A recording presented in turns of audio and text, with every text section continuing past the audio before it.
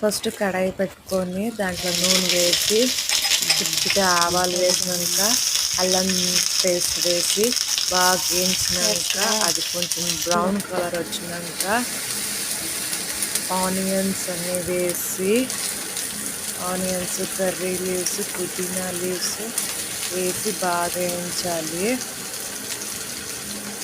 ఆ brown colour వచ్చే వరకు వేయించాలి. అది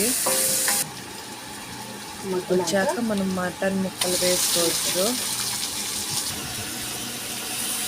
లో ఫ్లేమ్లో పెట్టాలి. మటన్ ముక్కలంతా బాగా వేయించాలి.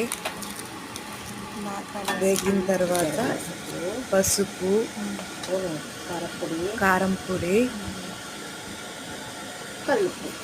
ఉప్పు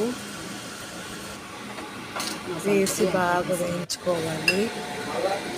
తర్వాత వేడిగా రెడీ.